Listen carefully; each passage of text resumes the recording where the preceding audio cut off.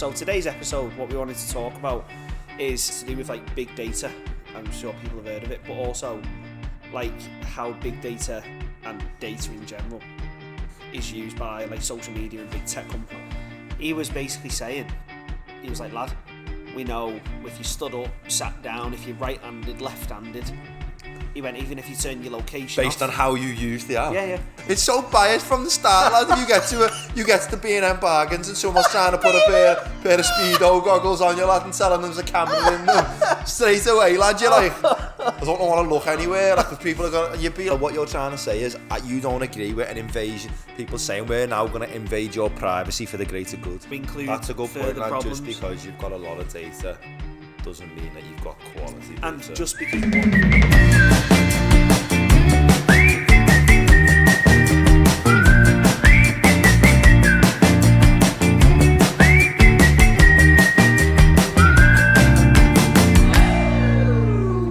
Hello everyone, welcome back again to the empty space in between, whether we're in your ears or on your screens. What's happening, everyone? We're glad you're viewing our content. The first couple of episodes are out now, they're doing well. The shorts are doing very well, even though they hate Sam's hair and the fact his ma buys his shoes. Oh, fucking hell. The abuse, man, because my mum went and bought me a pair of webs. I said at the last podcast, the abuse because I'm scouse. Someone told me to brush my hair. I like my hair rugged, messy. It looks cool. You know what I mean? Yeah. That's the style, man. Once again, we're bringing you from the same location, from the shipping, I was about to say the shipping forecast. Yeah, we've legged the shipping mitre already. We've moved and it's exactly the same. From the shipping mitre. Once again, thank you for having us. The beer I'm on today, for those who actually give a shit, I'm not supposed many people do. I remember the name this time. Lad, there's some pissheads out there who proper care what you're drinking. So many. Some people just watch the first bit and then get off. Yeah, see what beers he's got. Is that the... he's on a Carlin. Oh yeah, I'm getting off, mate. It is Salt Loom Pale. Salt? There's salt in it. I would imagine there's salt in beer anyway. Probably not, no, but like, it's the brewery Salt. Can't remember where they're from. Oh, so it's not got salt in it? Fuck me. No. Captain Quick's here. Has it got salt in? Probably not, no. Oh, fucking hell. I am not a beer expert, man. Ryan takes the piss out of me because every pub we go, he'll go like I'm on a Diet Coke, man. I just drink like whatever, man. But we'll go to a pub and I'll go like, hey, gives a fucking Smithy Western fucking 2.0, please. And I'll just stand behind him and go, Smithy Western 2.0. Sounds like a beer, that's it. And I'll just go ahead, gives one of them as well. And he goes, lad, do you even know what that is? And I'm like, lad, I don't care. You just walk in and go, whatever you're having, just buy me two of them. Fucking don't care. Like, alcohol tastes like shit anyway, lads. The only point of alcohol is to get off your head. It's so false. No, anyone who drinks alcohol for pleasure, man, is weird, man. That you drink alcohol for pleasure, but to get drunk, no, man. People who sit there on a Saturday night sipping like vodka and that. Oh, man. Like, what are you tasting? Like, I could sit down on a Saturday and just like people have eat chocolate and that. I could fuck that off and just have like a nice glass of like single malt of whiskey or an Irish whiskey or something. Whiskey's the same. It's fucking vile, lad. Lad, it's so good. The only time I've ever drank whiskey, lad, is because I bought a house coat or a robe. Please don't tell me you've just called a dressing gown a house coat. A dressing gown, lad. You fucking lunatic. Well, what's it called? A dressing gown? Oh, right. I think my beard tells me for that. But anyway, the only time I ever drank whiskey is I got a dressing gown for Christmas, and I wanted to look like proper like cool in one. So you got the glass and so that, I needed like, a glass of whiskey with ice, lad, and like I think as I literally did that, I was in my kitchen, I filled a glass with a little whiskey glass with whatever my dad had, like fucking Jack Daniels or something, some basic whiskey. And then the postman knocked, man, and I had to answer the door with a glass of whiskey in my hand. And I love the bit there. Had to answer the door. Well, lad, just put the fucking drink down. Well, lad, as soon as I thought I looked like a fucking idiot, man, and he just looked at me and went, all right, here's your parcel, mate. And lad, I had a glass of whiskey and a house coat, dressing gown, sorry. Well, but I thought, this look doesn't work for me, man. That's the only time I've ever drank whiskey on my own, and other than that, when I've been on a night out. But yeah, I love ale. I can drink it all the time. So I just love the flavour. It sounds like I've got a problem, but I don't. It's one of them things, man. You do have a problem. Probably. That's a little bit. But yeah, so Ryan's enjoyment is beer, man. That's your hobby. That is the pre-definition of an alcoholic. But of a short life. I'm a few years off there. So what have you been up to then since we last recorded? Was it a week ago we last recorded? Or about a week ago. I remember that tune. Is that Bobby Schmurd? Didn't he go next? Bobby Schmurd. He's out now, isn't he? He's out now, isn't he? That tune blew off, lad. It blew up, and then blew someone up and went jail. I mean, when I say blow someone, you like shot someone, I think. Yeah, good life, man. Cheers. Yeah. Reviews with Sam. What have I been up to? What have you been up to in the last week? Are you at a conference yesterday? I was at a conference, yeah. In the Liverpool Lighthouse. No, are you sure you went? Yeah, no. Didn't feel like I went after it. The Liverpool Lighthouse, man, with me funders, the National Institute of Health Research. Yeah. But, yeah, it was just like a funders meeting type thing where all the people who are funded by the National Institute of Health in the Northwest region went. That was cool. Got some cool discussions going there. Anything mad happen? No, yes, no, quiet.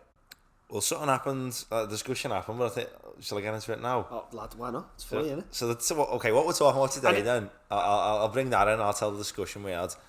So, we're talking about big data today. And like its uses in social media and other big tech companies. You want to try and get an idea of that. So, I didn't know that I was going to end up discussing that at this conference, but I knew we were doing this podcast today, but I went to this conference and like... yeah, we were in this round table thing, and it was like it was a discussion around big data and healthcare and that, and it was the pros and cons. You know, like what's good about the uses of big data in healthcare, and what's sort of the negatives. So, you know, some obvious things come out around privacy and the negatives, and some positives come out around like, you know, the more data, the more things you can discover. And I was explaining to people on the table like not what big data is, but like, you know. Sort of like the uses of it in healthcare. I suppose were you with clinicians who aren't really au fait? Don't think this guy was a clinician. I didn't catch his name. I wouldn't mention his name either. But yeah, because of the subsequent end of the story.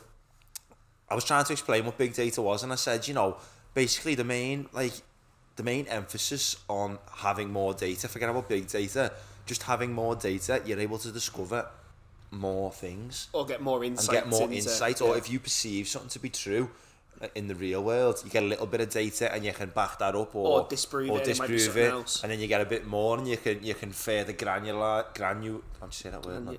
I think you're making the word up, but I think granularize. That's not a word. I'll add that. Someone Google that a word? Lad, don't ask me about words. As I make up words all the time. I'll tell you about one of my own words in a minute. So anyway, and I said, you know, but basically, the more data you get, the more you can the higher the probability of disproving or approving sort of a supposed fact. And this guy was like, yeah. And I went, well, take for example, and this was just an example. I am not an expert on this topic. I went, take for example, like eggs and cholesterol. Yeah. I went, you know, I'm sure like 50, 60 years ago, we were fully under the impression that eggs were awful for you if you had too many of them, you know, one a day tops. The cholesterol in eggs is awful. You end up with loads of fat in the blood and you'll have a heart attack and die. And I went, but the more data points we got around eggs, we were able to discover actually, or not just eggs, on food, there's different types of cholesterol. I'm not a nutritionist, I'm going to get shot for this, but there's different types of cholesterol. Oh, lad, you can hear the keyboards nutritionist already. Typing. My point's not on eggs, but the point was, the more data we got on eggs, we were able to actually say, actually, these aren't that bad for us. They don't higher cholesterol. Other foods, processed foods that are like, you know, high in unsaturated fats, they higher cholesterol. And the guy was like, oh yeah, okay. And like then proper set, like made out like he understood it. He looked like he understood it, and I was like, he gets it. The more data you get, the more you're able to approve or disprove a supposed fact. And then it comes to the end, and we had to like report to like this person who was like, you know, navigating the discussion. And he went, there's a guy on our table, he's done research into eggs and on cholesterol, and he said that back in the day they used to think eggs were full of cholesterol and they're awful for you, and now we don't. Did nothing to do with big data. And I just like, I didn't know where to look, man. I was just like, now you're the everyone's like, he put his hand towards me as he said it as well. I was like, the egg man. Yeah, people are probably nutritionists in that crowd thinking like, that's not true about eggs. And like, he'd missed the point, and I was just like, what's the point, man? So, lad, there's nothing worse than being stitched up in front of a big crowd.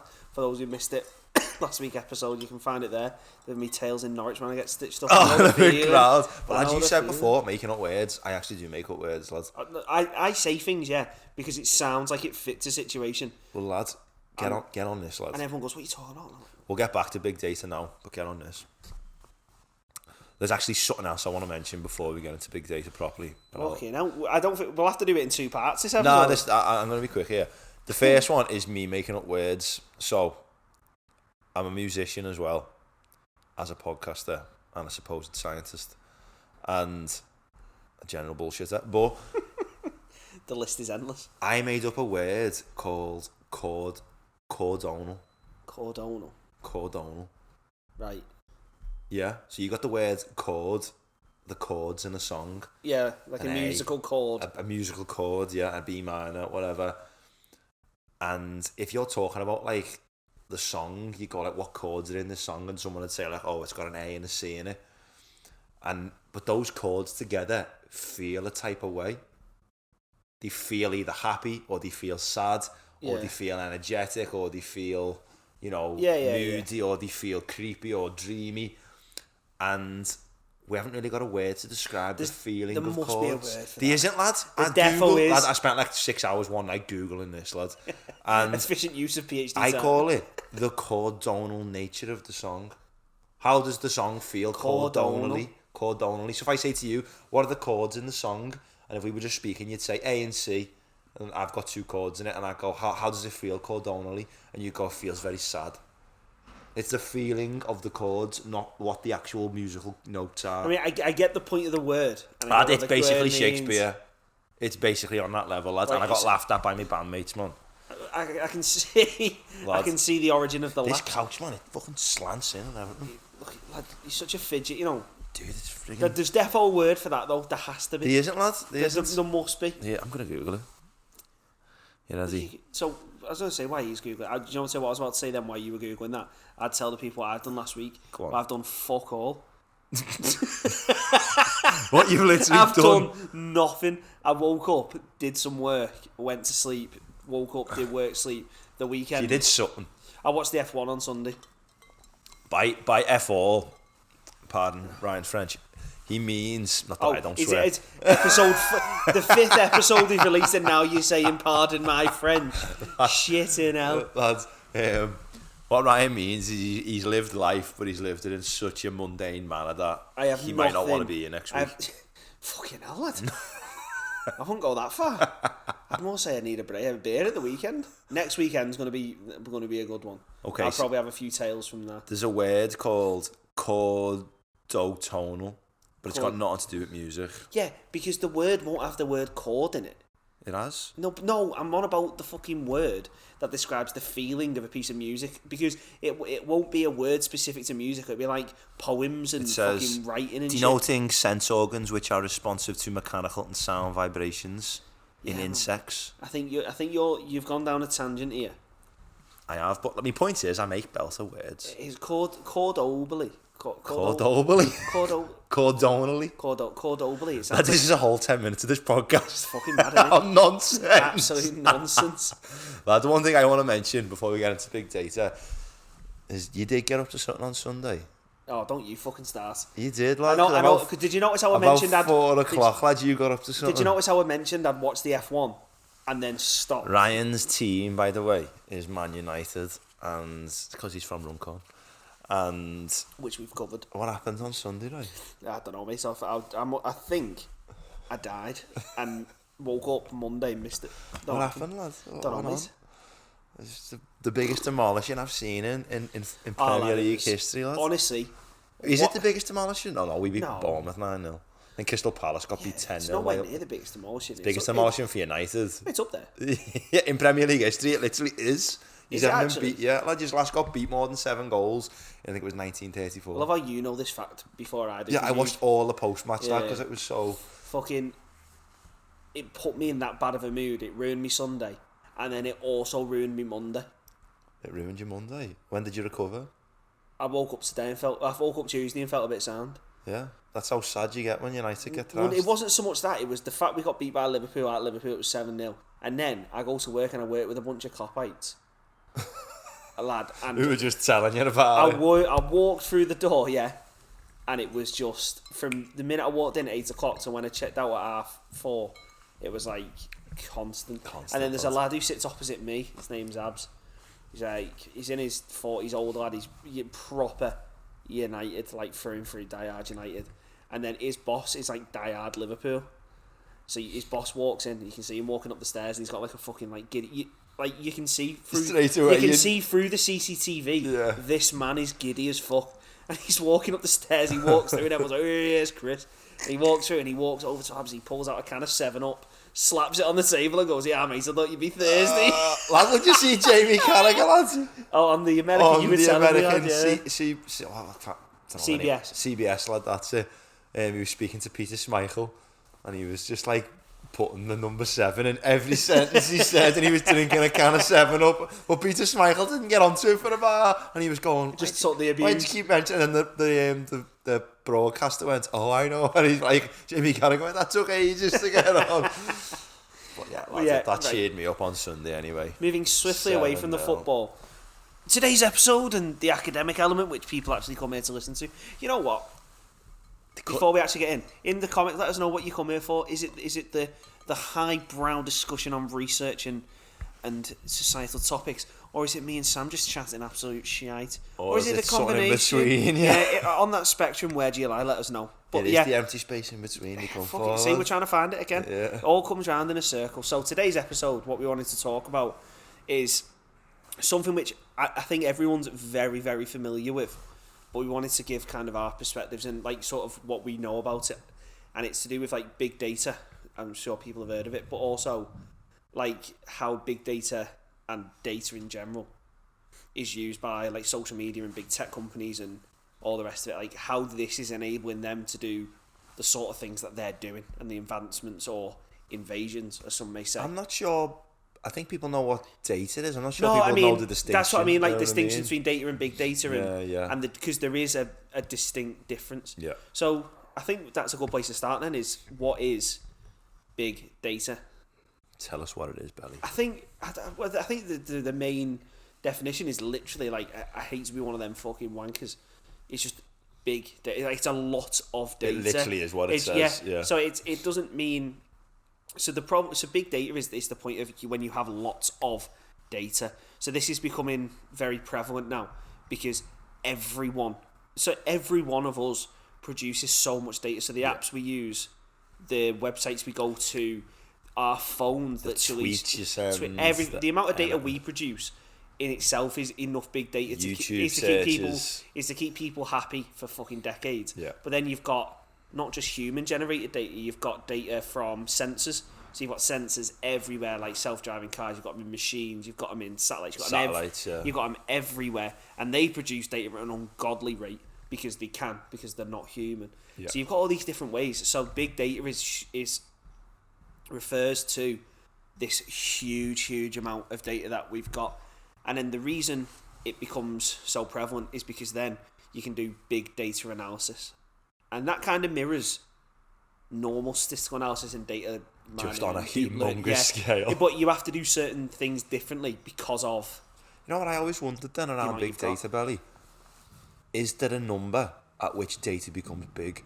See, this is the point, because I think a lot of people... Do you know what I mean? Like, people refer to millions of data points as big data and then billions, but... And then some people refer to thousands. But they're obviously different degrees, but is there, in the actual definition, is there like, okay, that many data points is now big data? But then, is it to do with data points? It could be size of data, so are you working with exactly. That's what I'm saying. What is the threshold? I don't think... Well, if you know, let us know in the comments or whatever. We probably should have Googled this, but off the top of my head, it seems like this very fluid thing where there's no real kind of... There's no distinction off the top, like, I don't know of a distinction line, but I know if I'm working with big data. Yeah. Like, for example, one of the projects I'm working on at the minute is working with, like, UK Biobank stuff. And, like... I was talking about that yesterday at that conference. Oh, was, yeah. There was a person there who helped generate it. Fucking... Shit. I forgot her name, but yeah, about 20 years ago she was involved in setting it up. And yeah. So... Anyway. So, UK Biobank is this massive thing, collects, like... loads and loads of, like, literally tens of thousands of bits of information from 500,000 or so people. So I've been working on putting that into a database so we can access it and use it for research and that type of stuff. That's verging on big data. And I think for me, what it means is, like, in uni, so the server we use is like in-house. And it's got good GPUs in it. It's got it's got good specs for a server of, like, when we're not talking about big server nodes for like a local server use. It's good specs. Yeah. And it's pushing that. Do you see what I'm trying to say? What you said before it's is a getting good to them point. points. Is you can have less data points if your data is just simple like numerical data. Yeah, like what? But Yeah. Sorry, you can have more, and if you've got like you can have less images, which takes us more space Yeah, on like, a hard drive. So is that bigger data than the more data? Like what? Like for example, that's a weird distinction. Like isn't I've it? done work with like breast cancer mammographies.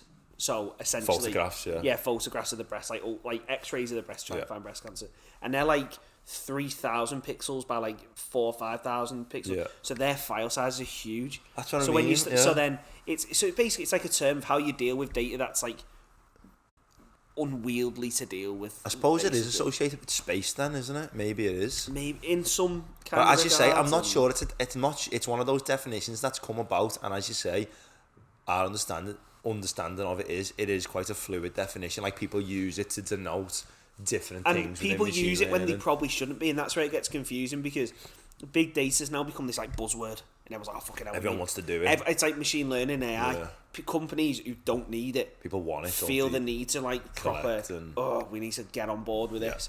So people will say they analyze big data, and they definitely don't. But it's a buzzword that people know and understand. Go, oh fucking hell. Yeah, they have like 1,000 data points on like customer satisfaction, and they're calling it big Like data. if you're or talking something. like Amazon, which we'll probably end up talking about later, if you get onto Amazon, they do Big data, yeah. because then they're not they're working with, they've got devices, they've got customer data, they've got whole warehouses and machines, they've got machine and everything, human generated data. So I can compare that to like your local solicitor company who has 500 customers in the last year, and they're calling on their website like, we do big data analysis because they've looked at like, I don't know, reviews or something, and it's like, and here's the thing, so big I mean? data itself is a problem, it's not a benefit. So what I mean by that is if I'm gonna say what do you mean by if that? you don't know how to handle big data, Sorry, I'm eating ice there. Really sorry about that. I thought that I just heard Just started crunching down the mic. for doing ASMR as well. Hey, we delivered a lot, guys. Ryan's just going on about something important, and I'm just going proper starving. Go on, so you're saying. So the point with that Why is it a problem? The amount of data we're producing is Because it's a nightmare to store. It's a night, and also it's a nightmare to analyze because there's lots of it. But it also raises a natural question of, like, why? Why are you collecting So if you say to it? someone, right, if they're not au fait, so say if someone hears big data and they go, our business needs all the data, not targeted, not anything. What are you trying to achieve? Because then I think what a lot of people do, and especially in a lot of instances, they'll collect lots of data without a strategy of why they're collecting it. And then it's how do you disseminate this massive pool of data and get because the whole point of having data is to then use either basic statistics, if that's what your business requires, or going higher up the level stack and getting into deep learning, machine learning, all the rest of it, to try and extract this information which you can then use to help either improve your profits or improve your knowledge or research. There needs to be some outcome which you want to achieve. So, but like having lots and lots and lots and lots of data for the purpose of having it could lots be and useful, lots of but data, you don't know what it could be useful for. It's going to hamper your research, because then your exploratory data analysis and how you go through it, like that's going to be a nightmare. And two, what are you actually looking for? You and trying to find what you look, because it's that whole adage where correlation. So for those who aren't familiar, correlation is like, say if you're looking at a 2D plot, so as one thing increases, another thing increases. So so you'll say like, I don't know, the more I drink, the more I'll spend on Sky Bet. Yeah. There's a positive correlation. The more you drink. Yeah, because the more beverage you get, someone will go, I've got a tip here at the 340, you toxicity. Because you're pissed, you go, oh my God. Throw it on. If I was sober, I'd go, lad, it's 20 to 1, I'm not putting a 5 on that. Yeah. Anyway, so there's your positive. So it's like, it looks like, as the more something else increases, the more something else increases. So in machine learning, correlations so if you have like loads and loads of bits of information, so like, say if we bring it back to a healthcare perspective, you have like age, are you a smoker, what's your height, weight, yeah. Having variables or bits of information that are correlated to each other is conserved to hamper the model. because 2 bits of information are telling you the same thing. Yeah. And then the problem is, once you have lots and lots of pieces of information, by averages, you may find correlations between variables that aren't actually correlations. Yeah. So it's like it creates a cloudiness in the data. So it's like the whole example of the more ice cream sales relates to the increased number of shark attacks. Yeah, as if like... So if you see loads of ice cream sales, you like seeing more shark attacks, and the whole adage behind that is, well, it's a sunnier day, so more people are at the beach. Yeah. So you see these correlations that aren't there. Exactly, but they're easy variables to distinguish. Like, you know, everyone knows that eating ice cream doesn't cause you to get hit by a shark, and everyone knows it's more than likely that you turn up at the beach because it's hot. But if it's variables which are hard to distinguish and you don't know what they are, it's hard to look at something which is correlated and go, that I don't know if that's true or not. Because like we've got having loads of correlations just clouds your data, and you're saying if you don't know why you're collecting it, and you might be collecting 20 variables, 1,000 variables that are all correlated. You need to sort of know what you want to do with it in order to distinguish what can I get rid of, what don't I need. Because like I've got a perfect example of this. So when I was in my masters, I did a datathon, which is essentially, for those who... That sounds so dorky. I know, but it was datathon. So for those who don't know a datathon, and I'm about to make it even more dorky. Your cool points here. I didn't fucking have it anyway. I've rocked up in a parka and some expensive Adidas. But after you mentioned this, you're going to get a text off your girlfriend just breaking up. Yeah. You are no longer in a relationship. So I went to a datathon, which is essentially, it's a competition hosted by a body or an organisation, where they've got a task that they can't solve. So they'll get people in, and then they'll give you like 48 hours, and they'll give you all the data, and then you've got to go and solve it. Yeah. So we did it for a company called Galp in Portugal, which are a big oil refinery, but they're like BP, but Portuguese. Basically, Ryan's in with the high echelons of life. I'm just a dickhead. I'm just a dickhead. So they flew us out over there. So we spent the weekend in Portugal, and we were doing analysis there. And the reason I go on to this is about the big data correlation. So they had this new thing that did something to oil and produced an output, but it wasn't working as effectively, and it kept breaking. It was costing them loads of money. So they had loads of variables, and they were like, find us the problem. So we did loads of analysis, and we found this one variable, and we were like, oh my god. Context, all the variables are in Spanish. So you had no idea in Portuguese, all the variables in Portuguese. We were like, fucking right, we'll just analyse it, see what happens. And we had this variable, and we had this amazing result, and we were going, how have these people not solve this? And then when we translated the variable, it was fucking days of the week. So you were saying, depending on the day, that's why so we had this like perfect fucking linear relationship, and it was obviously 1, 2, 3, 4, 5, 6, 7, 8, 9, 10, 11 days of the week. And we were like, well, that's where's didn't Ivan go with his? Yeah, but Portuguese, but he just so the problem with Ivan is he wasn't involved in this bit of the research. When we put the results what language do Colombia speak? Spanish. Is it not Portuguese? No. Okay, no, I know that's South Brazil. America.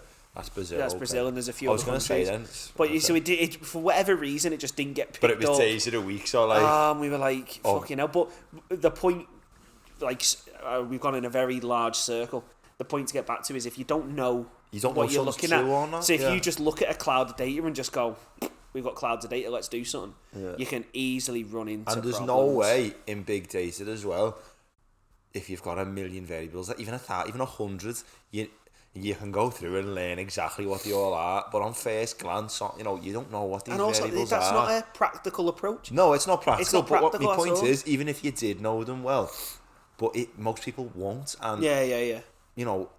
That's a great example. That there's the variables within Spanish. So you have no fucking idea. Not a clue. And like, so that's a problem. Like, the cloudiness of data. But sorry, I was just going to get back to talking about data collection. This isn't big data, but it sort of gives to that. You need to know what you want to do with your data before you sort of get into it. And one of my mates works for, it's a family business, and they were collecting like data on customers. Yeah.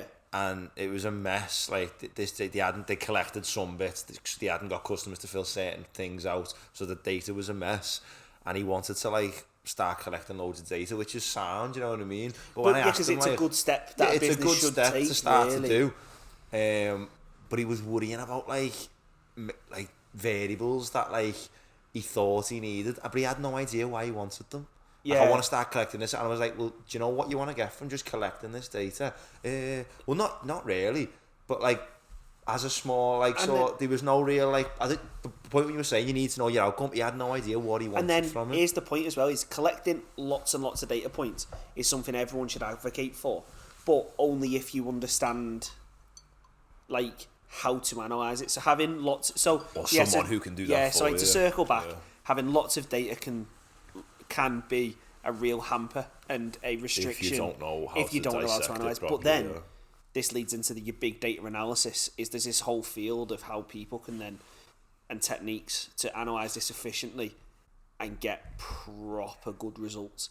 And this is seen in every day. So social media, big one, that exploits it exclusively because it has to. It's an advertising company at the end of the day. That's all they are now. Google, literally 60% of their stuff comes from advertising. They've got to give you the right shit when you need it. Tech companies, Amazon, recommend the systems, but also how they improve their systems and all the rest of it. And then other tech companies and what they do.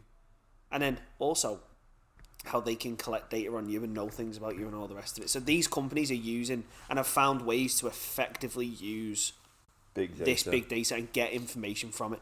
And it's proven useful. The simplest form, before we get into the whole social media one, I suppose the most obvious example of like a company using big data and getting so much out of it because everyone knows they fall victim to it is Amazon and the products that it shows. Because you go and buy something and it shows you something that other people have bought based on that, or like what they think you like. You go on the Amazon homepage and it shoots at you a load of recommendations for purchases based on what you've bought. And I don't know how many times I've fell victim. I've just went on it and went like, oh my god, a light bulb that goes purple at night time. I'm like, you buy it because you bought loads of other light stuff. And then it's another kind of in the IRL, in the real world example, is like big supermarkets like Tesco, as doing that. They've done research where they'll send people in with goggles that track their eyes and look at the shelves. Shut up, have they? Yeah. So they'll go in. So I think I've heard this before. So that's why. So they'll look at the shelves, so then they can build this whole big data, this whole repository of how shoppers evaluate a shop, essentially. So then you'll see stuff that's higher profit margins, higher up the shelves. You'll see... Hold on. Yeah. They put goggles on the customers? So it's a trial. So they'll say to people, look, you'll go people in. People are aware though, aren't they? But that's they sneak the goggles on them. But lads, that's the whole point of a trial though, isn't it? But lads, there's no control group there, no, is there? That's hilarious. It's they just sneak the goggles on, isn't it? Because you know you're having... Lads, if someone said to me, don't tell her, don't tell Pat, just a load of goggles on. A load of scientists sneaking around Tesco, putting them on old women. Do us a favour, ban them goggles on Betty over there. Lad, my point is, if I walked to the Asda, lad, and someone said, go in as you want and look at what you want, lads, I'd shop normal. If someone put a pair of goggles on me, lad, I think I'd act differently. You probably would, but that mental image is fucking class. That's sneaky. But lad, you know what I mean? Obviously, some data's better than no data. But it obviously works because you look at how they group stuff together. So they'll put objects together that sell. So like say if they'll see certain things that sell well together all be on the same aisle, or it'll be next to an aisle that people also want. So supermarkets are also using this product recommenders. Yeah. And then also in your aisles, they'll put certain things on certain aisles because it's eye line. And then the end of the aisles are always... At the end of the aisles, and then also what they put next to the tills, so your point of sale stuff, what people likely to just pick up. It all I knew they were informed, but I didn't know they did it through goggles. They do. I'm sure that's a thing someone double check right there. That's defo happened. I've seen that before. People put goggles on customers, man. It's obviously not a thing. They don't have just people like. I reckon Ryan's lying. You know, I've never. It's so biased from the start, lad. You get to B&M bargains and someone's trying to put a pair of Speedo goggles on you, lad, and telling them there's a camera in them. Straight away, lad, you're like, I don't want to look anywhere. Like, if people are going, and you'd be like, the fuck, there's goggles on me. You know what? It probably is true, but that's nuts. Lad, that's funny. That is proper thing. But anyway. Goggles. Let's bring this back to some sort of Imagine if they sensibility. weren't like actual like lenses and they were like proper snorkel. Do you know Or what no, I mean? one of them big fucking metal helmets that they used to put on. A big here. visor. Yeah. Not COVID again. But the whole point, yeah, is this product recommender system. This is like, or the theory behind it of like using big data to affect your shopping. Like Tesco Club Card's another one.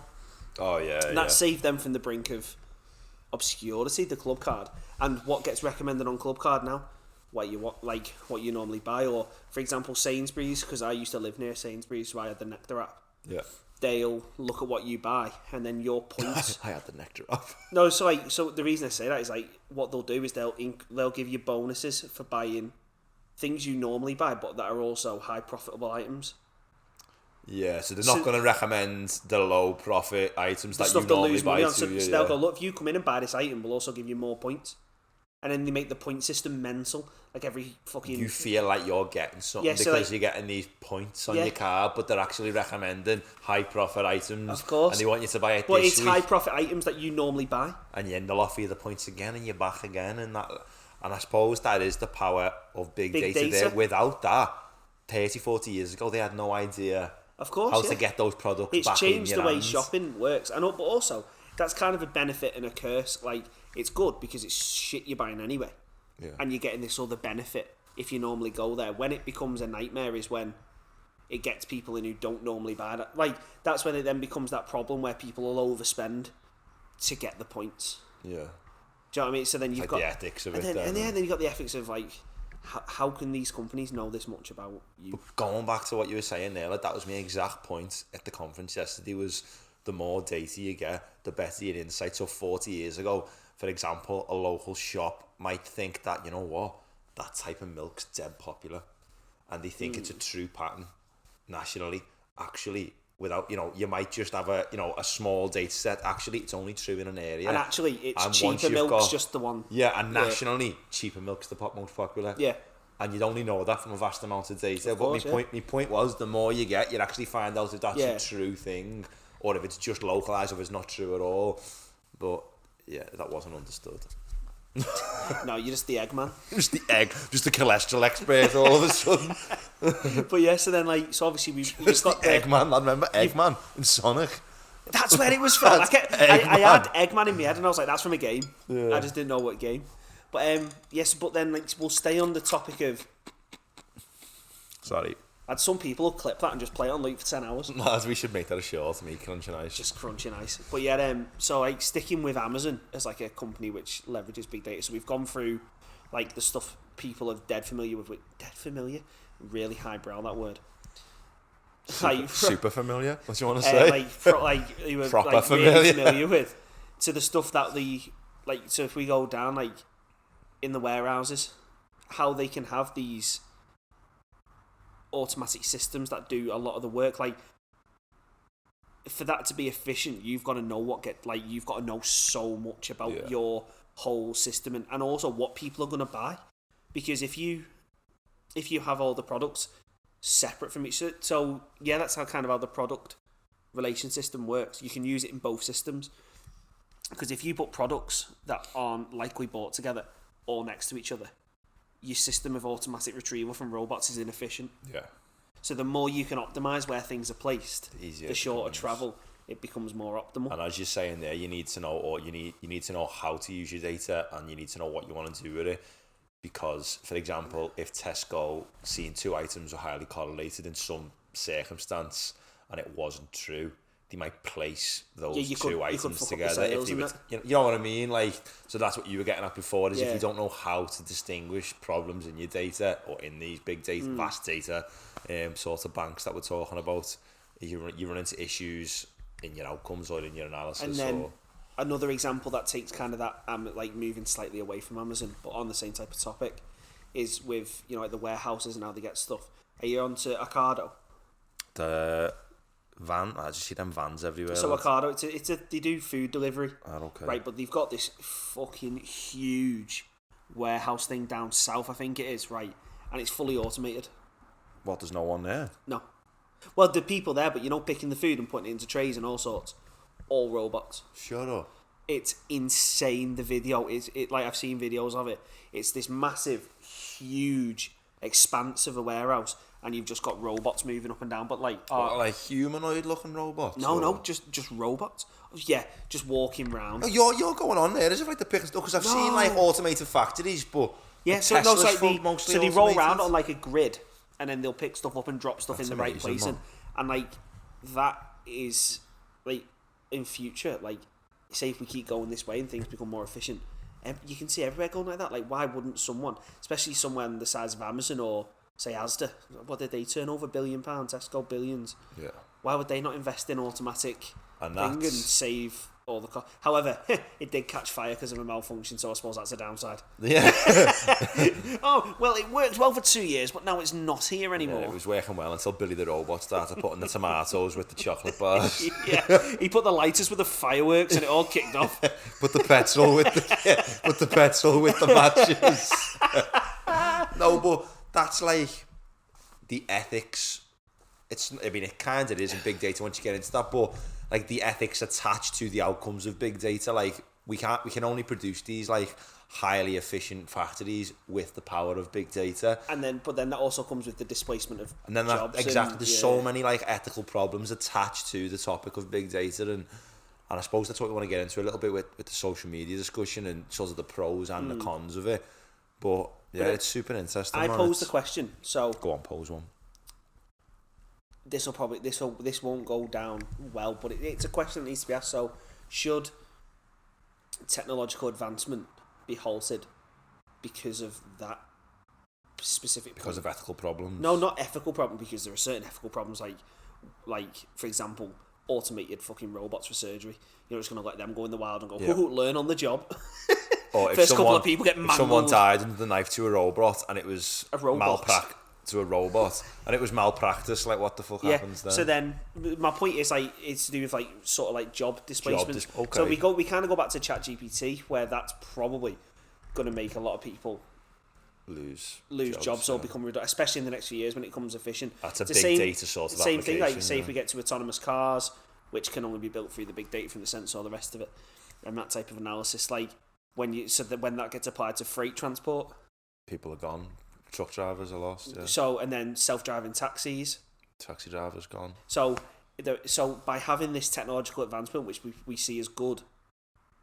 So you're saying should we slow down advancement or not slow down, stop the sort of use of this technology, even if we unveil it in practice? So my point is, should this happen? So for me, there needs to be two things that happen simultaneously. So you can't stop technological development. That can't happen. Yeah. Because people are going to do it anyway. Like, for example, people used to sell ice to keep your food cold. Yeah, before their fridges. But now no one sells ice to keep you. Like, you used to have like things in the garden where you used to go to to keep your food cold. Cool box, yeah. It doesn't happen anymore. Yeah. So should it be like, you can't stop technical advancement? So we need to have this thing that goes alongside it to. Basically, that's aware of the job displacement that's going to happen and how we can either get people back into it. Or how, but then obviously you've got the point. And of course, it's because why would people want to retrain the jobs? Like people love, especially say in London, people who become taxi drivers, black cab drivers. It takes like 3 years. People love that job. I know what you're saying about my old take on that is, it might be easy for us to say as two lads in the 20s who've never trained as one of these jobs that are going to get displaced, and but maybe one day we'll get displaced. Our jobs are defo or a large aspect of our jobs defo are on the cards, because say if you get a good prompt engineer, I mean that's a whole problem with ChatGPT, that you need prompt engineer anyway. If you get someone who can just code what we do, and then that replaces a lot of what we do. Oh yeah. Do you know what I mean? So it's I think science in the future, there's gonna, once like applications like ChatGPT become so efficient, you sort of take out the competitive nature of who can produce the best type of because it's model, so instant, and it becomes who's the best at applying those models. Yeah. But going back to the displacement thing, I was just gonna say, like, it's unfortunate that certain people and certain groups are going to get displaced from technology, and it is terrible. Like, you don't want to see thousands of of people losing livelihoods and because of the a issue technology. is, it's going to be lower paid. Well, not so much lower paid, but like say manual work potentially in warehouses stuff. You can see that. You can see how companies already want to try and get rid of that. We start from like sort of the roots, don't we? Yeah, Say of what course. But I suppose It's my such point an is, issue. part of me wants to say, yeah, we should be sort of controlling how fast we deploy this technology and allow companies to use it without some type of like under the, you know, behind the scenes control of, okay, you cannot in 1 year displace this many people. But at the same time, as soon as you let those type of big controls come in, It the stifles country, innovation. no, and then the countries are so competitive, like China, USA, Britain, Germany, like they want to compete in technology. And imagine if the UK said, okay, we are not displacing people, And then we become and miles then behind. we're the decades behind all of us. You know what I mean? Yeah. And I don't, with the rate of how fast technology is growing, I don't think it'd take long And to fall I behind. suppose there's the whole point with the job displacement, stay on that for the moment, is even though, like, I think we're in this very weird position where we see it as soon as it happens because we're in it. Whereas, especially in industry, it's probably not going to filter down for many, many, many years before it But it truly has. Eventually it will, Yeah. but I think it'll happen so steadily. that it won't, like, Because it does, it takes ages. Will like, it though? We yeah, don't because know. there's still businesses operating on Windows XP. There's still businesses that don't use credit card, they just take cash, lads. Like the chippy by ours doesn't take cash. So this Not is my naming point. names. So is this Doesn't take cards. Sorry. is this a point that we're worrying over unnecessarily? Well, not unnecessarily, but will kind of the fact businesses don't, because like say at the minute it's going to be horrifically expensive to implement all this stuff. Is it going to be something which, until like obviously it comes down in price? I think it is worth something worrying about, right? Of course it but is, not but- because it's not that the fact that it might take 50 years and everyone is slowly displaced. It's the fact that a lot of these technologies don't then have another arm to, like, for example, when like coal stopped getting produced Yeah. and what did we move to? Oil, was it? Well, we just basically Basically- it's not. We bought the coal off China, I think it was. We just stopped producing it But my ourselves. point is, for example, using the fridge analogy, when people who sold ice What did they were then do? displaced, a whole new industry of people creating fridges was born. Ah, right, I get what you mean. An equal Yeah. amount of people could move over. It's a problem now because you might have, 20,000 truck drivers in the UK. I don't know what the number is. And all of a sudden, in 20 years' time, they're all gone. It's all automated trucks. There's not But there is no 20,000 people replacement. coding up those trucks. Yeah, but it's a total. It's There's a different thousands. situation, isn't it? And so now Yeah. there's 19,000 people displaced because the new job, which is, for one, even if those truck drivers were able to code amazingly and they could change over, there's not enough of the new job because robots are doing all the easy stuff. Yeah. So, like, yeah, that's why it's an issue, and that's why we should be thinking about it. And that's why you get people like that Andrew Yang, the American politician, a couple of years ago. So he ran in America for to be the president, and he was like this candidate that, like, was in the know-how with big data and machine learning and AI, and was like taking it all on board. And one of his main like policies that he was running with was, we're all getting displaced soon enough, and people are either going to get moved to creative endeavours before machine learning, which we think is going to take a lot longer to get to those things. More like vocational activities, that we enjoy. And if not, people are just going to be left doing nothing, and they're going to need to get a stipend every month to live. Yeah, because yeah, there's not going to be enough jobs because that many robots are doing them, and the jobs that do exist are so top of the tree jobs that the people like me and you, we're just going to be sort of Stuck. give me meat. So he was thinking about it, and he was kind of laughed at a little bit. I mean, I'm not big on American politics, but I just know him from like the news. But me take is he was kind of like, people laughed at him for suggesting a stipend for people. But his point was, what else are you going to do? Yeah, because it's going to have to be a thing, especially if this big displacement comes in. Like, the government can't let... But I was about to say they can't, but they already do. And then this is where it becomes a real issue, is in a morally correct world, there are all the things we should do, but it doesn't happen because of XYZ reasons. Like there are countless examples. Yeah. Like the fact there's a big fight over where we should give kids free school dinners. Fuck me. Yeah.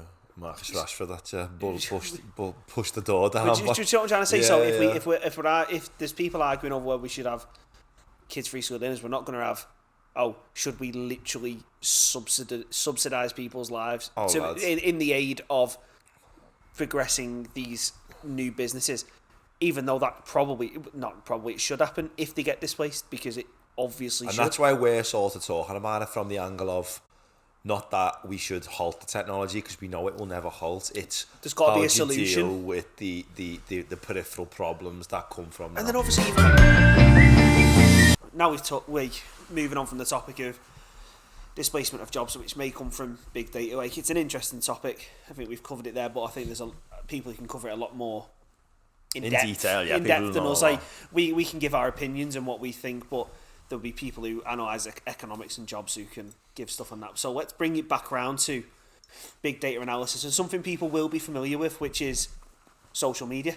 Yeah. Because it's how long do you spend on your phone on social media? Lads, you're onto it when your phone tells you your daily I don't use, look. lads, and you get embarrassed. I've stopped looking. Lads, and I made up some Monday. It does it every week, doesn't it? And like every Monday, like it'll do it. I made up when it goes, your usage was 20% down. I'm like, oh, thank God, I'm not addicted. Like, I'm less addicted. Like, I find sometimes I just scroll through Twitter and I'm like, what am I doing?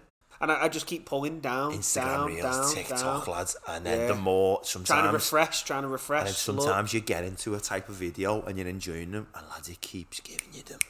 And like, you might be watching like interviews of a certain person, and lad, he or she keeps coming up, lad, and it knows that it's got you, lad. It's like, it obviously doesn't know, it's not conscious, but yeah. But then that is a direct consequence of big data analysis, because let's focus on, say, TikTok, for example. That is kind of well known as having one of the most intrusive data collection methods. Like, the amount of data it collects on you is absolutely mental, and their recommender system shows, because you could start up a new TikTok and just scroll through and go off what you don't, go and watch what you do, like, and within a minute, I was going to say an hour then, as if that's how long it takes. Within minutes, it knows you, because it can relate you to everyone else who has similar stuff, and then the more you scroll, the more it refines, and it just knows you. And lads, you can't find anything about the algorithm online, because why would they give it away? No, I know, but like, you can't even get like a slight. You just get people given what they think is going on. Same with YouTube. It's a similar process. Like, what gets recommended in your suggested videos on the side, what gets put on your homepage.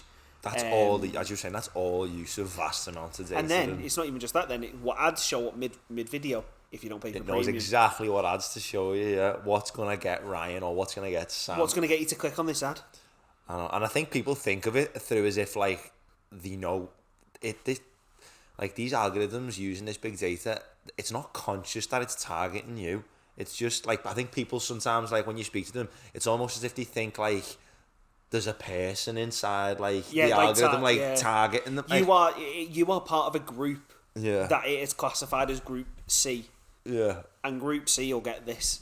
Group C gets all these videos on F1 and then in Group C you may have sections 1, 2, 3, 4, 5. Yeah. You are Group C, Section 5. You're getting this. Like a subclusters. Yeah. They know where to put you, and they know what to target you with. And it's shown that that works.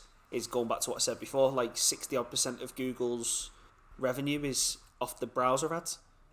60%? Yeah. Fuck. It's crazy. So they know what. So basically, the internet is advertising money. That's all it is. So. But they say, don't they, lad?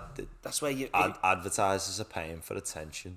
Yeah, well, that it is. You know what I mean? They're paying for eyes. That's all they're paying for. And then you've got these social media companies who know everything about you.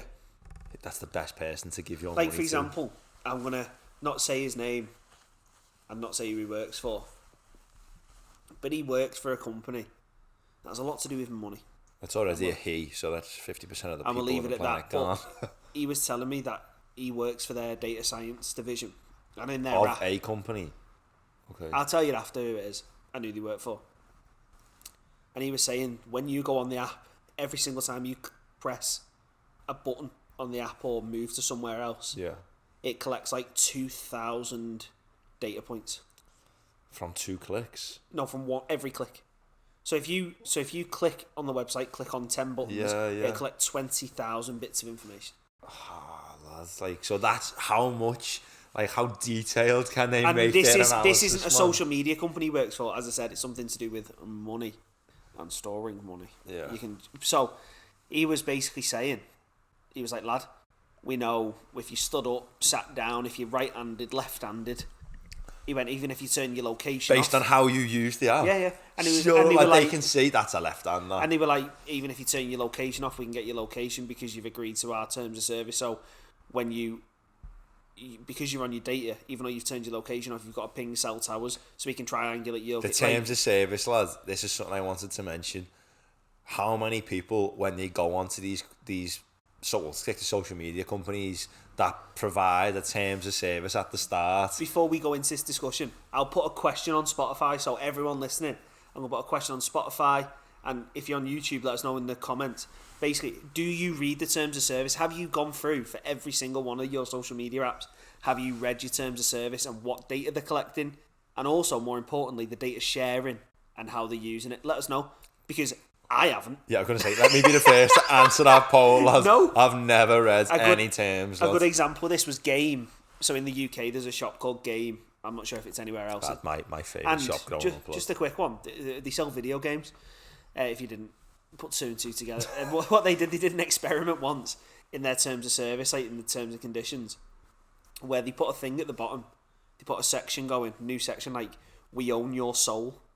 And they went, if you sign up, if you click the terms and conditions button, like you agree, we now own your soul for eternity. But it's a soul, though. But then what they were doing, because it was an experiment, obviously you can't own people's soul. They were like, if you read through, check this button, you get a £5 gift card. So what they wanted, their whole point was like, no one. Shit. Like, basically, it was something. Because you just click them, don't you? It was like a single.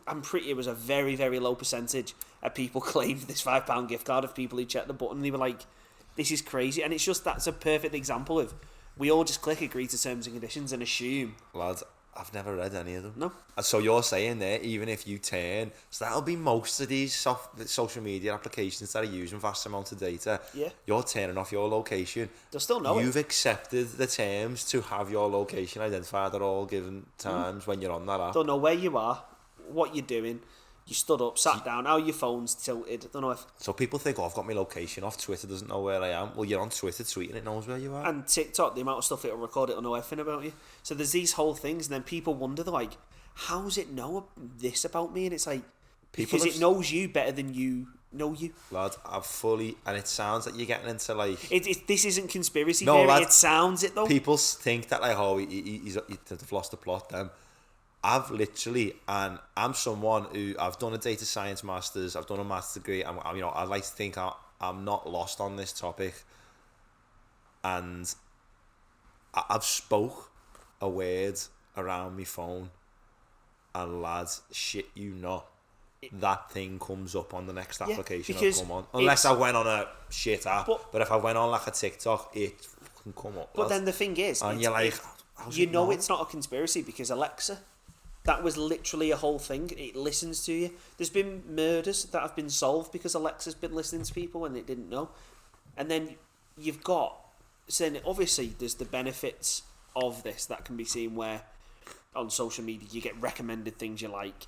You get recommended to groups. And lads, there's loads of amazing things to do with it. So great, because you think you get recommended to groups you'd probably never join. But loads of people you like, and based on your interactions, that's what you like.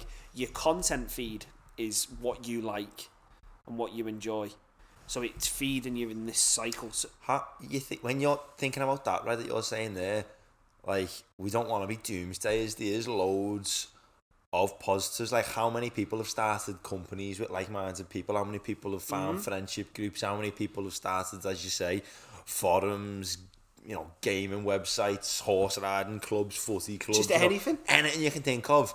You just find like-minded, like Reddit's a perfect example. You find like-minded people. Musical groups started, data science, whatever it is. I've found people like each other. That's an amazing thing. Through being recommended things. And then, like you say, you Google your Google view and your news and stuff can be recommended based on what you like. So if you're not asked about like footy, it won't show you footy news. It won't show you that Man United got thrashed 7-0. I love how you've managed to put that back in. Right, Jamie Look Carragher. at the camera. But then you've got the horrific nature of it. Well, That's how I'm going to put it, because I do think it's mental. What, the amount of data you can collect on you? Yeah, and also the amount of privacy you're giving up But by lads, using these sites, so right then, for example. why don't you say no on Tips? Why are you using the apps then? See, this is the problem. Like, get off TikTok. Why are No, you using it? Delete it. I'm a hypocrite. Yeah, well, exactly. You're allowed to read them terms, lads. Why don't you say either no to some of them or just not go on them? Because then I suppose we live in a society where you have to use these things. Do you? I don't know if you do. I mean, in the My industry, nan's got by fine, lad. She ain't never been on Twitter once. 85, lad. She's going good. good innings, man. No, but I know what you mean. No, but In the modern day. So the point I'm trying to say is like to finish off the point was with our job. If you're not on Twitter, you don't exist. No, I agree with you. Especially in research, I mean, because it's a genuine question. People say, "Well, just don't use it." What do you mean? Right, okay, so I'm going to message people, right? I'm going to use WhatsApp. Well, that's Facebook. Yeah. I mean, WhatsApp, yeah, is end-to-end encrypted, but still Facebook. If you're not on Twitter, and Meta. you're not at home and you can't watch the telly, how are you going to find out Man United lost 7-0? No, lads, I'm going to fucking leave. you're totally right, lad. Like, you can't. I mean, you can choose not to be on it, but what are the consequences when everyone's on it of not being on it for you as an individual? And here's a point. So when I used to work at Nando's, every Nando's put their stuff on a Facebook group or a WhatsApp group. So if you wanted to find your rota, especially in the initial stages, they got an app now, but anyway, it was all on Facebook. You wanted to swap shifts, Facebook. So through work, you've got to have Facebook. And I mean, yeah, you can have it on your laptop and stuff, but it's still collecting data even on your desktop. So do you think then, lads, when you sign up to these social media companies that are collecting, absurd amounts of data on you, yeah. do you think that every single one should have an obvious, clear to use opt-in, opt-out page on loads of different types of data? Like, can we use your tweets? Can we use your recordings? Can we use... And you can decide, you know what, I don't mind you recording my voice. I don't mind you using me tweets. Any images I put on Twitter, though, I don't want you using. Like, but it'd have to obviously be very user-friendly because everyone would be able to have to use it. The problem is, with that, is how would you... There's no way you'd ever police that. Because, for example, with cookies, you're supposed to have one big button that goes, I reject all cookies. Yeah. But it doesn't. What it does is accept cookies, or would you like to manage what we record? And then there's a fucking twatting list that you're never going to go through, and you're going to click accept anyway. So it would be exactly the same problem. Like, yeah, people should have control over what is recorded about them and what isn't. But there's no way you'd ever police it, because... And would companies, even if you said no to something, would they... They just find creative ways around it. Yeah. So, for example, another... Probably ask you another question that allowed them then to get it back. Another terrible thing that come from social media is why someone was possessed to do this study. Is someone did a study predicting someone's gender identity through the tweets. What do you mean? So, based on the tweets, predict if you were like straight, gay, sexuality. Your sexuality. Mental. So even though you don't have that, like you don't put that on YouTube, people can try to identify. Oh, so it was saying based on how you talk, tweet and what you include in your say tweets. If you're straight, gay. Like, that's an insane thing for someone to do. Why would anyone do it? But my point, kind of relating back, is there's mental things you can do with this data. So because people give up this much of their lives, is even if you say, look, don't record my location, don't record this, don't record that, a lot of people give up that much information voluntary. Yeah, I know. You can learn so much about yourself. Even if there was a box and it said, what sexuality are you? And you said, prefer not to say, which you're fully entitled to do based on how you use the application. They can still use the algorithms they're going to use are so powerful. Well, that they can just collect other types of data and then they're so good at classifying. Try and figure out. I mean, I've not read this study in depth. Why they'd want to do that, I don't know. But that's what I mean. So I've not read this study in depth. I'm not sure how like on the market is with its research and how accurate its results were. And I just know someone has attempted to do it. Right, it's been on the dark web again. And it got a bit of traction. I remember seeing it on a few things on Twitter. But the thing is, it's like going back to the Athlete's Heart episode, what we said. If people think it, they're going to try and do it. And then there'll be a nugget of truth, and then that nugget of truth will lead to something else. And then eventually, there's a back hole and a loophole to figuring out something which was banned anyway, but you've just figured out another way to do it. And big data can allow you to do that because, as I say, even though you're not giving it up involuntary through collecting through your device or your habits, people give up that much of their lives voluntarily through tweets and posts and who they interact with. You can probably learn a lot from that anyway, especially with text mining and the way language models have improved. So what you do, like, if you don't agree, if you think it's vile how these companies can collect so much amount of data on us, and you also at the same time think that we cannot live anymore without these social media platforms. By the way, let me just tell a short story. One of my mates, one of my close mates, he's a follower of this podcast. About a year ago, he's back on now, but he went through like a little life event and he got off all socials, Twitter, Facebook. He had a job where he could do that. Whatever he was on, he got off, and he just said like his mental health just went through the roof. His physical health, he said, he said I didn't care anymore about. He said I was so like wanting to find out what people were doing and like what the new. He said I just all of a sudden live my life. But then that point kind of raises what I was kind of I was getting to, is it just in our heads that we need it? Oh yeah, like social media companies they've got them benefits that you say community, finding things you like. But they prey on the addictive nature that they can generate, and you needing to find out more. Obviously, we don't need them because we've lived 300,000 years without them. That's like that's obvious. Like we're saying we kind of need them. We obviously don't. What we're saying is, in the current landscape, we kind of do. In the modern world, you kind of can't live, because then you have obviously the other like kind of obscure benefits which most people won't consider, like people from other countries who are oppressed by the state can use social media to put the voice out there. A way to get the vocal. Yeah, man, there's loads of cool things.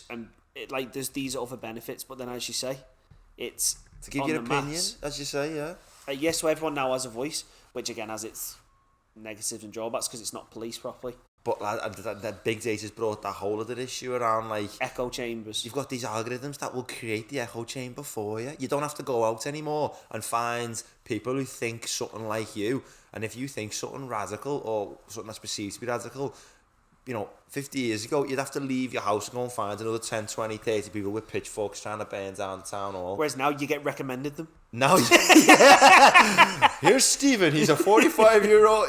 He recommended the group and groups of people who are doing that exact thing. And that's the old like QAnon thing in America. That's like the whole consequence of vast amounts of data on these platforms. It all got recommended and bounded around. So you get this whole thing where people believe this mad thing. And it's all because of vast amounts of data. Like there's no way they would have found each other. And maybe the people who, that's susceptible to falling victim to stupid ideologies. And that's not, I don't even blame them. Like, no. Although in the end they might be thinking nonsense, you could put the blame back to social media. Because then it gets onto the point of how it should be regulated. And that's all all the minefields, because there's a study, we covered it in our masters, to do with how social media, there was 2 studies that we covered. I can just remember off the top of my head. The first one is how Ryan must have listened a lot more because I don't know what he's on about. Is how through Facebook feeds and stuff they were able to manipulate people's emotions based on certain things they were showing. What? Where did we do that with? Remember that assessment where I had to like read a paper and like write shit on it? Was it no, what was it? Research methods in the masters. Fuck knows, lad. Yeah. Anyway, and then the other one was getting people to vote. So you're gonna have to tell me what this is about. So they're getting people to vote one. I remember that one more specifically on how they did it. So the emotion one, they were able to manipulate it based on what they showed people, and they could affect people's emotions and stuff. So if they showed negative things, people would put more negative things on the Facebook. With the voting, that more specifically is they had like 3 different types of things they'd show. So they'd put a thing at the top saying how many of your friends voted and they'd like basically push different amounts of how much your people had voted. Like, remember to vote today, and vote today. Lots of your friends have voted, and show you who's voted, and that, you know, like when you check in. Yeah. And what that was able to do was show a substantial increase in getting people to vote. So they were able to show, because they had like millions and millions of users. They're able to get people to vote and dictate how they voted. Almost. That's the diff. Well, that's not where the study covered, but the point is through social media and what they were able to show on their feed, they showed they were able to influence the amount of people who went to vote.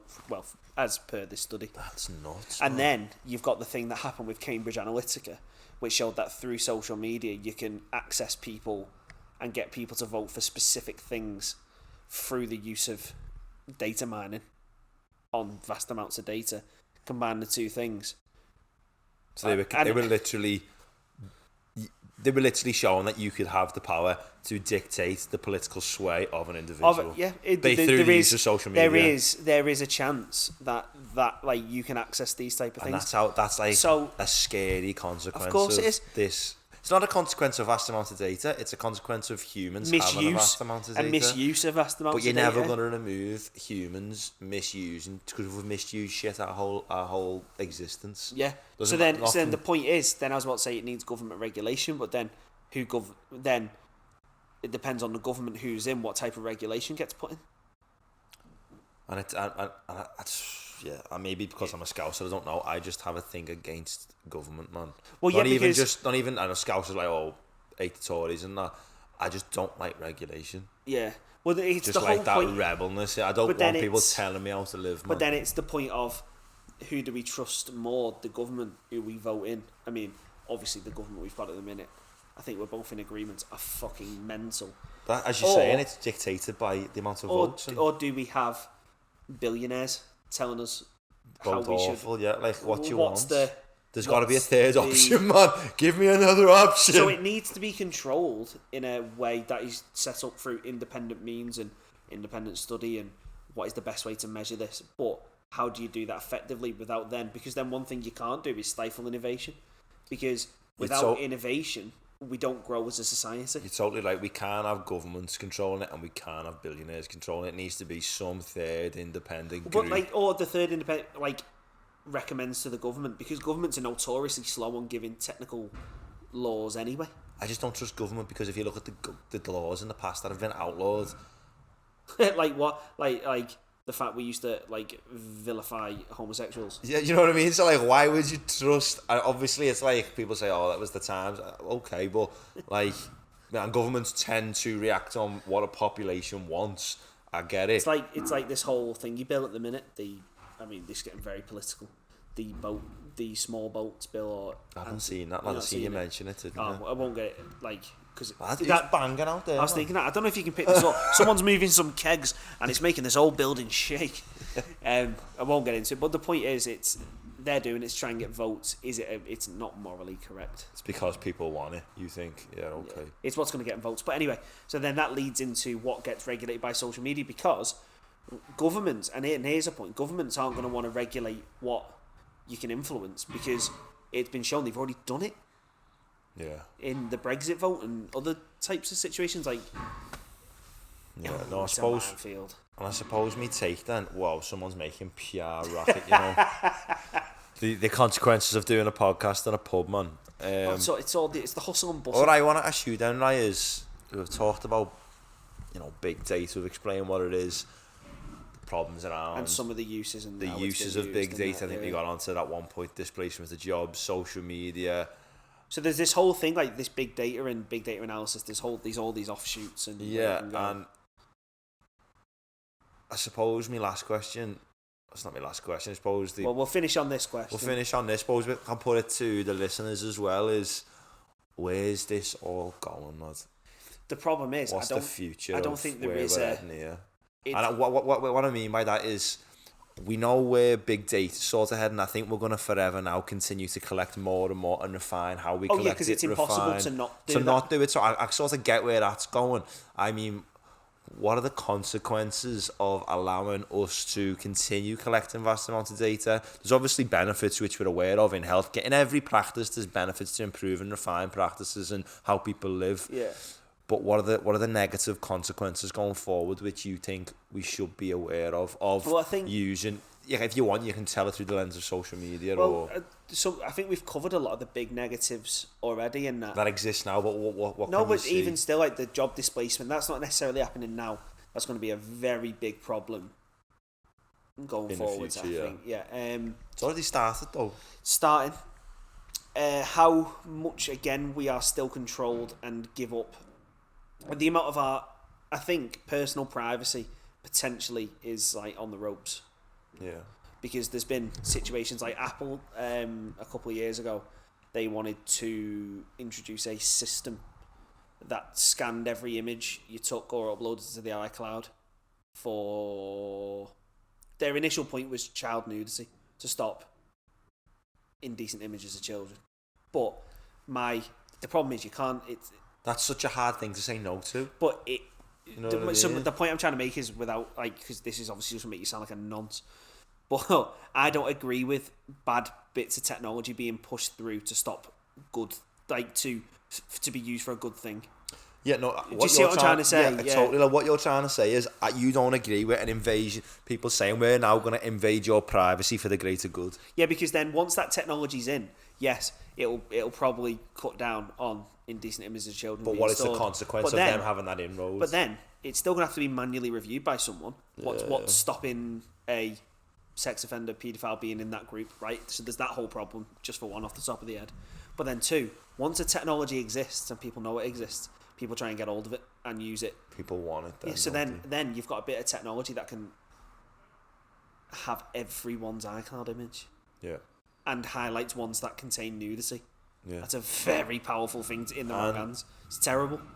I think people as well, like, when I've spoken to people about big data, they think of it from a very individualistic point of view.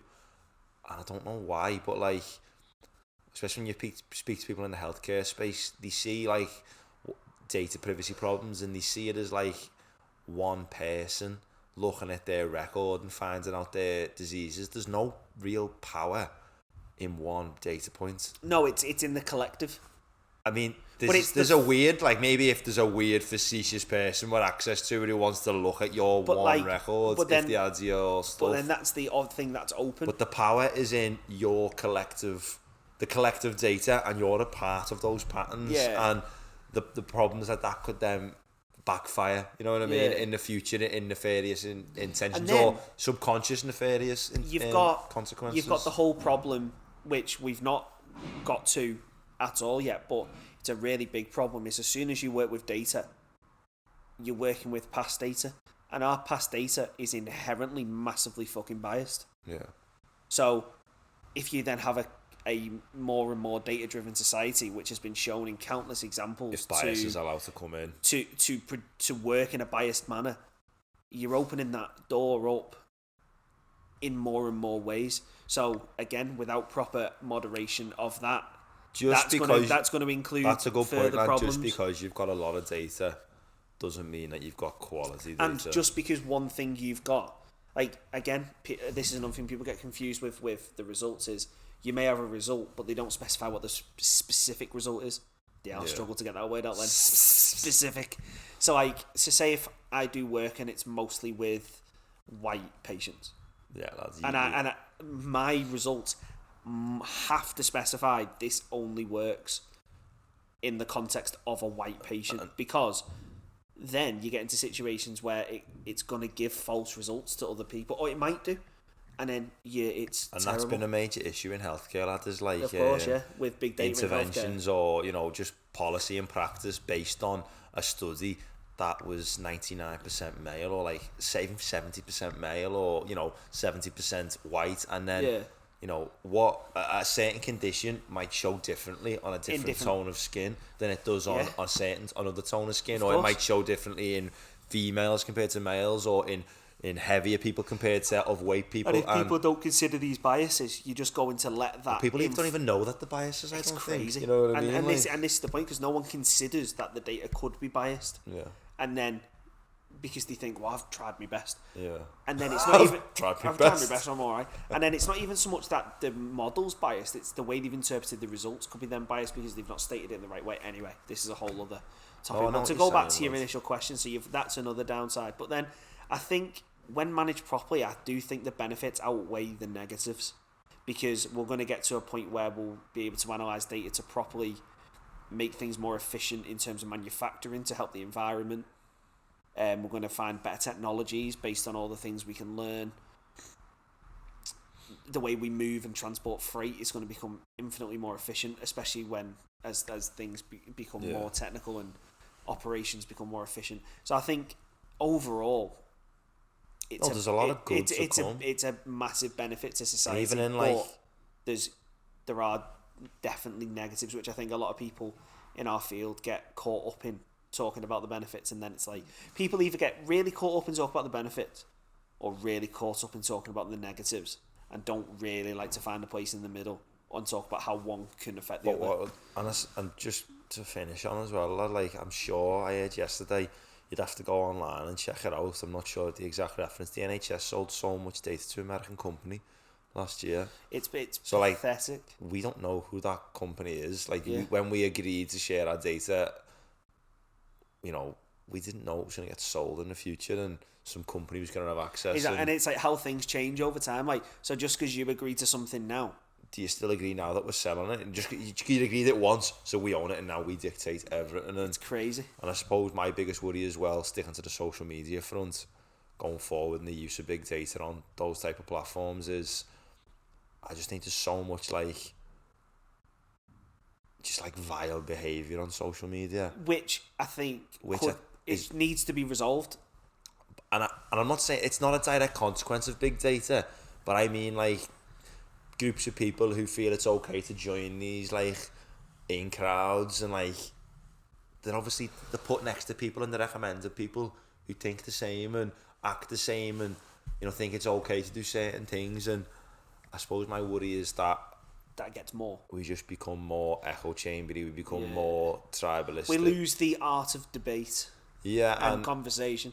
And it's not big data directly doing that. It's the use of big data by these platforms. Yeah, and basically how they use it to the subconscious control of apply to their user base to help drive their profits, because it increases interactions, increases daily comments, users, likes, ads. You know what I mean? I think if I was to put my whole concern, that's a worry for me, but a future concern. If I was to pick one, it's privacy.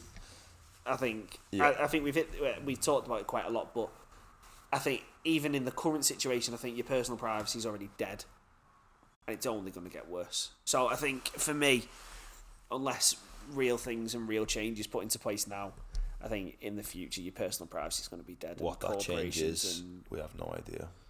Yeah, corporations, governments, because another problem is we're as you say, your terms of service, we already sacrifice a lot of personal privacy by bringing Alexa and stuff into our homes. Yeah, I've got an Apple Mini Pod, man. Yeah. Destroying it now. And then it's like Amazon, they own. I'm going home and running it over. Amazon own they own devices. Alexa, they now own Roomba. You know, the robotic fucking Roomba. Hoovers. I thought you said fucking Zumba. Remember Zumba, lad? That like dance class Jeff everyone's Bezos ma was doing 15 years. Lad, why was everyone's ma doing that 15 years ago? Like Zumba. Yeah, like I've got a Zumba class tonight. It was the thing, wasn't it? Lad, my ma was not my auntie might have been going, lad. Jackie, But yeah, so I think that for me, so they own Roomba and they own things which can now scan your whole house. So we're inviting this into our homes. I think personal privacy will be dead, and they'll use it to further exploit their positions and use it to, again, get more out of us in the advertisement place and how they get money out of us. But that's my biggest concern. Scary stuff. So if you're if you're still with us, so if you're not terrified, yes. If you're not on the floor in a fetal position, let us know your thoughts on big data and big data analysis. We've covered a few examples. What examples do you know of? What have we missed? Also, what are your concerns, or what do you think are big benefits? Do you know what I mean? Let us know, because we want to hear. We want to see what the population, what the small group of people who were streaming our voices to the Ethereum of the internet. What you think? Let's get a discussion going. yeah, all the social links are in the usual Check place. them out. They've not moved. We've got our first guest coming up. Oh shit! Yeah, let's not. Are we gonna? We'll just Keep tease it a the guest. secret. It's What gonna. do you want to? No, we'll tease it. I think it's going to be about education, higher education, about how it's taught, and especially in the current landscape of future AI, how it's going to evolve. So that's one to listen out for. In a couple of episodes, it should be. Yeah. So that's going to be a good one. Any final thoughts from yourself, Sam? I just want to say, when you go to bed tonight, Turn your lights off. destroy your modular device. Take your phone and throw it down the garden. Take your phone and destroy it. Tell your mom to do the same. No, I've got nothing to say, lads. I've said everything. I think we've said it all. But yeah, thanks for listening. It's been a good episode, good informal. I think the next one, and again another teaser. It's going to be quite a little informal one. Should be quite a funny going through some things. Should be quite a funny one. Not as serious as this one. Oh shit! I don't know what the next one is now. Yeah. Captain Quick's back again. Yeah, Captain Quick. I'm slow, man. But yeah, so we'll see you in the next one. Again, I don't think we've mentioned it. It's going to be every week now. Every week. Every week. We were toying between bi-weekly and weekly, but we just couldn't stay away. Yeah, we just had nothing to do. That's the problem, yeah. In third year of PhDs and we got fucking nothing to do. Let's start an idea up and run with it forever. But yeah, man, so keep an ear out every Tuesday and we'll see you in the next one. Yeah, man. Peace out, See you guys. later.